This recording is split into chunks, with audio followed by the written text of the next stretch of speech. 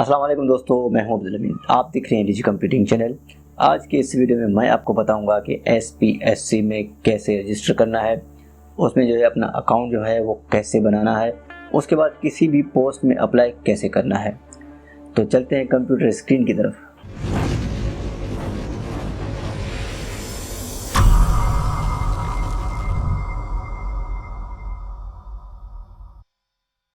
तो हम अपने कंप्यूटर स्क्रीन की तरफ आ चुके हैं। सबसे पहले आप अगर जॉब से रिलेटेड जो है वीडियोस देखना चाहते हैं और ऑनलाइन रजिस्ट्रेशन के लिए वीडियोस देखना चाहते हैं तो हमारे इस चैनल को लाजिम सब्सक्राइब करें और बेल आइकन को लाजिम प्रेस करें ताकि हर आने वाला अपडेट आपको वक्त पर मिल सके। तो हम अपने वेब ब्राउज़र की तरफ चलते हैं। वेब ब्राउज़र ओपन कर लेते हैं। वेब ब्राउज़र ओपन करने के बाद ये वेबसाइट है, इसका लिंक जो है आपको डिस्क्रिप्शन से मिल जाएगा, spsc.gov.pk। ठीक है, ये लिंक ओपन करें। उसके बाद यहाँ पे राइट साइड में आप देख सकते हैं अप्लाई ऑनलाइन क्लिक है, ये लिखा है। ठीक है, तो यहाँ पे क्लिक कर लेते हैं। ठीक है, क्लिक करने के बाद जो है आपको इस तरह का इंटरफेस जो है वो दिखने को मिलेगा। अब यहाँ पे क्या लिखा है, रेडी टू अप्लाई। ठीक है, start the application process now. User login है, अगर जिसका अकाउंट बना हुआ है तो वो किसी भी पोस्ट में अप्लाई कर सकता है। जिसका अकाउंट बना हुआ नहीं है तो वो रजिस्टर करे। ठीक है, तो रजिस्टर के कुछ स्टेप्स हैं, यहाँ पे आप राइट साइड पे देख सकते हैं। तो उनको छोड़कर हम क्रिएट अकाउंट पर जो है क्लिक कर लेते हैं। क्रिएट अकाउंट पे क्लिक करें। जैसे ही क्रिएट अकाउंट पे हम क्लिक करेंगे तो यहाँ पे आपसे NIC नंबर मांग रहा है और mobile number, email address, confirm email address. ठीक है, उसके बाद पासवर्ड जो है और कंफर्म पासवर्ड। ये चीज़ें जो हैं हम यहाँ पे लिख लेते हैं। ये इन्फॉर्मेशन जो है हमने लिख लिया। उसके बाद आपने क्या करना है, जस्ट रजिस्टर पर क्लिक करना है। हम रजिस्टर पर क्लिक कर लेते हैं। ठीक है, रजिस्टर पर क्लिक करने के बाद यहाँ पे जो मैसेज आया है, you have been registered successfully. ठीक है, आपका जो CNIC नंबर था वो रजिस्टर हो चुका है। अब जस्ट आपने क्या करना है, यहाँ पे इंटर CNIC नंबर लिख लेना है और नीचे आपने अपना पासवर्ड लिख लेना है, जो पासवर्ड आपने वहाँ पर क्रिएट किया था। तो हम लॉगिन कर लेते हैं।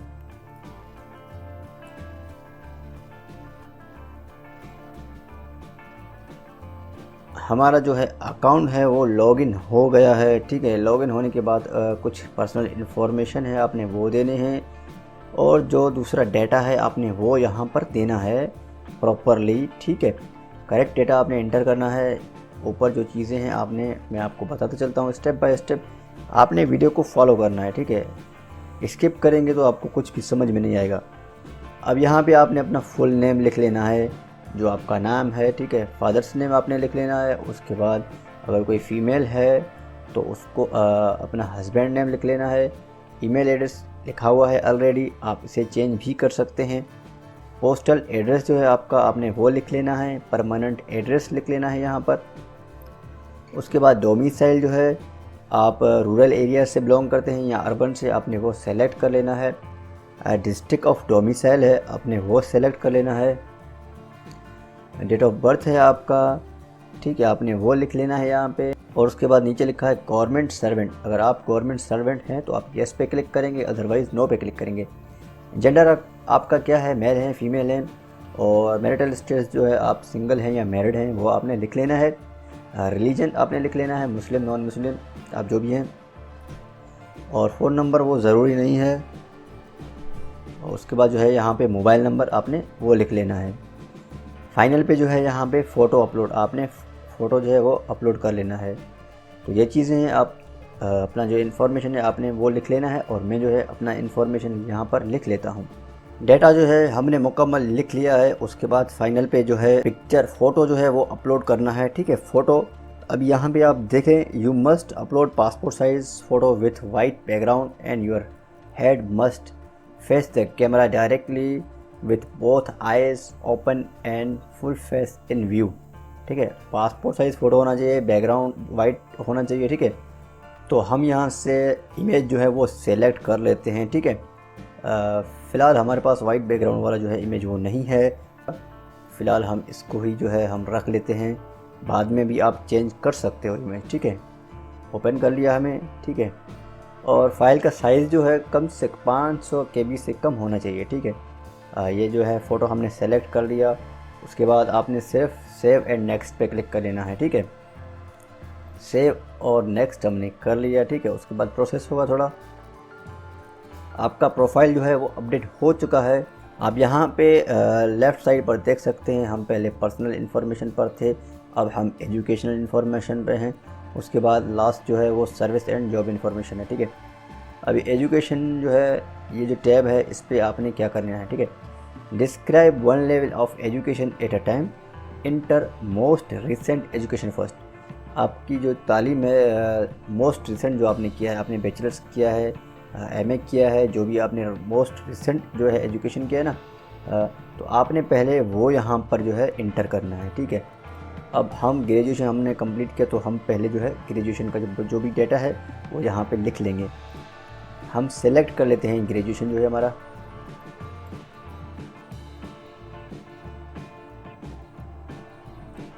तो बीएससी जो है हमने कर लिया, तो हम यहाँ पे बीएससी सेलेक्ट कर लेते हैं।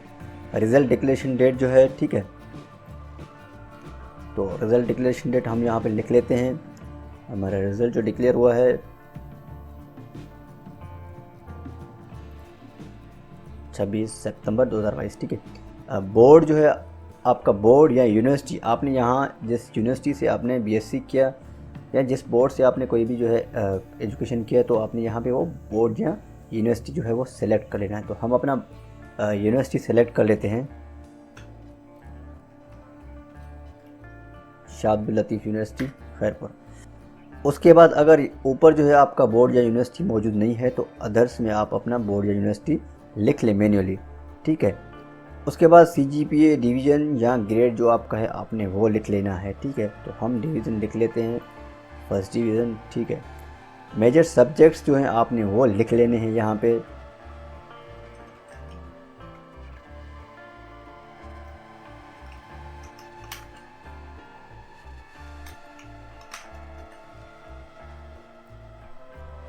उसके बाद हमने सेव कर लेना है, ठीक है। सेव कर लेते हैं।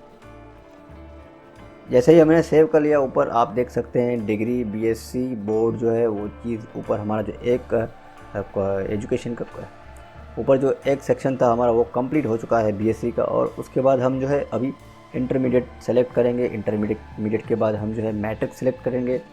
तो ये प्रोसेस जो है पहले मैंने आपको बता दिया, अब हम थोड़ा फास्ट कर लेंगे।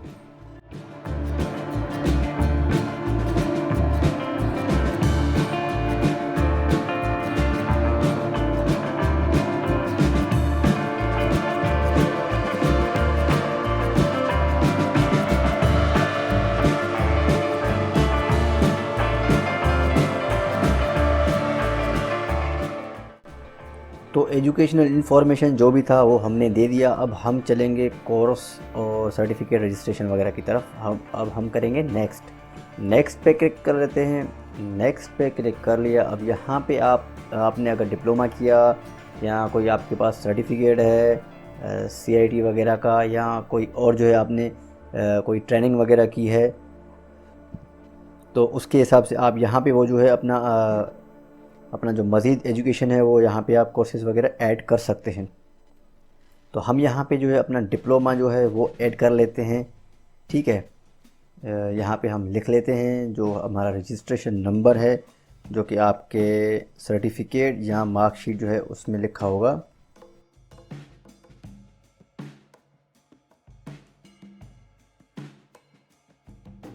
इंस्टीट्यूट आपने लिख लेना है, और इनिशियल रजिस्ट्रेशन डेट जब आपने रजिस्ट्रेशन करवाया, आपका जो कोर्सेज़ है जो स्टार्ट हुआ, ठीक है।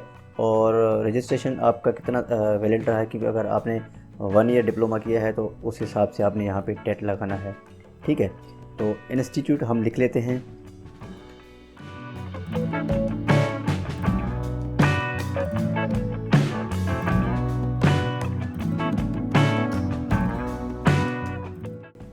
डेट जो है हमने जब रजिस्ट्रेशन करवाई थी अपनी, तो वो हम यहाँ पे लिख लेते हैं। ईयर पहले आपने लिख लेना है, ईयर के बाद आपने जो है मंथ वो लिख लेना है, फिर डेट सेलेक्ट कर लेना है। वैलिड अप टू, अब जो है हमारा वैलिड जो होता है 2018 फरवरी 2028। ठीक है, ये 1 साल हो गया। ठीक है, लोकेशन जो है यहाँ पे आपने लिख लेना है, लोकेशन कहाँ से आपने किया है जो है डिप्लोमा। ठीक है,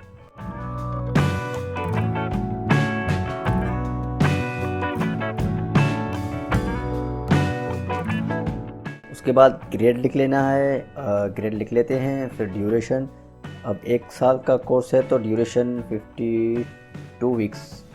ठीक है, 52 वीक्स। और उसके बाद रिज़ल्ट डिक्लेरेशन डेट जो है आपने वो भी लिख लेना है।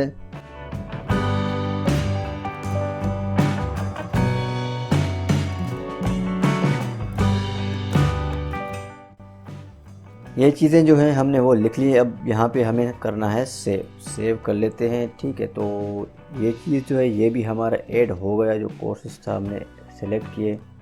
अब देखिए यहाँ पे क्या होता है, रजिस्ट्रेशन नंबर जो है यहाँ ऊपर पे ये कोर्स नेम के हिसाब से आ रहा है, तो हम रजिस्ट्रेशन नंबर डिलीट करके अपना जो है कोर्स जो हमने किया हम वो लिख लेते हैं।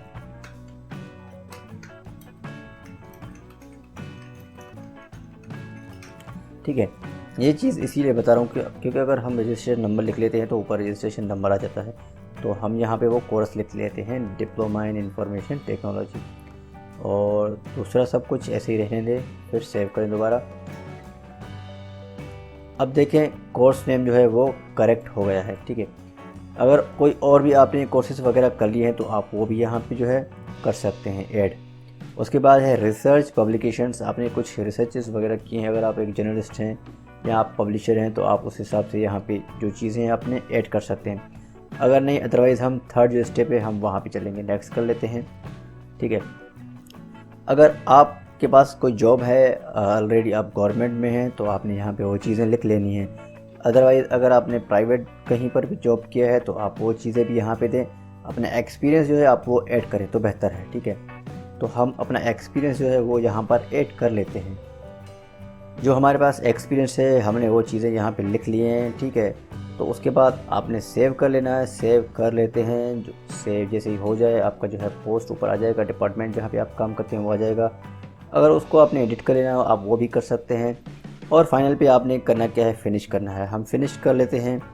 जैसे ही हमने फिनिश पे क्लिक कर लिया तो सारा जो डाटा है जो भी हमने फिलअप कर लिए वो सारा मुकम्मल तरह से यहाँ पे सेव हो चुका है। अब फाइनल स्टेप क्या है कि कोई भी अगर एडवर्टाइजमेंट आ जाता है, कोई भी पोस्ट जो है वो वैकेंट होते हैं, एडवर्टाइजमेंट आता है, तो आपने जस्ट सिर्फ अप्लाई पे क्लिक करना होता है।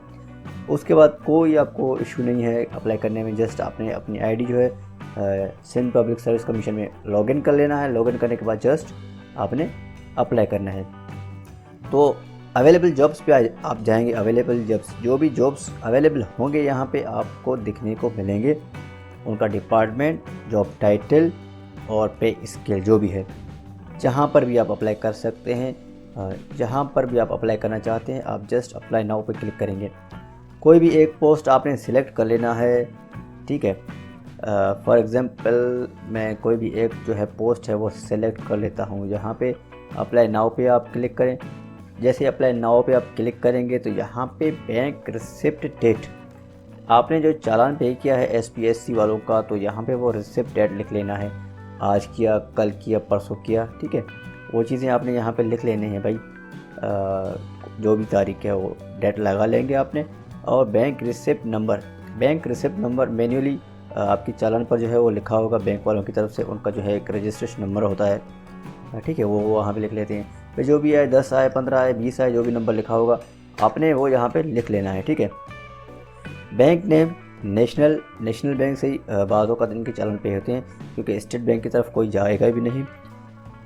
उसके बाद ब्रांच नेम आपने लिखना है। देखिए, आपने जिस भी ब्रांच से अपना चालान पे किया है आपने वो ब्रांच नेम लिख लेना है। अगर आपको कोड याद है स्टार्टिंग में तो आप वो कोड ही लिख लें, जो भी कोड है आपके ब्रांच का, तो आप जैसे ही वो लिखेंगे तो वो आ जाएगा, जहाँ पर भी हो।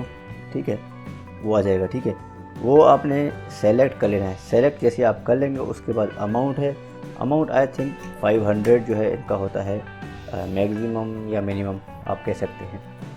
तो अमाउंट लिख लें। अमाउंट लिख लेने के बाद जो यहाँ पे लिखा है indicate centre for written test, यहाँ पे 4 सेंटर्स हैं। आप जहाँ भी टेस्ट देना चाहें तो आप वहाँ पे वो जो है सेलेक्ट कर लें। आप कराची देना चाहते हैं तो कराची सेलेक्ट कर लें, हैदराबाद तो हैदराबाद, सखर तो सखर, लाड़काना तो लाड़काना, ठीक है, जहाँ पर आप देना चाहें। सेंटर सेलेक्ट करने के बाद आपने फाइनल में कन्फर्म सबमिट में क्लिक करना है। जैसे कन्फर्म सबमिट में क्लिक करेंगे आपका जो है एप्लीकेशन है वो उस पोस्ट के लिए सबमिट हो जाएगा। तो हमने अप्लाई नहीं करना, ठीक है। तो उम्मीद करता हूँ आपको समझ आया तो हमारे इस वीडियो को लाइक करो, कमेंट में अपना राय दें और अपने दोस्तों के साथ शेयर करें। फिर मिलेंगे अगले वीडियो में, तब तक अल्लाह हाफिज़।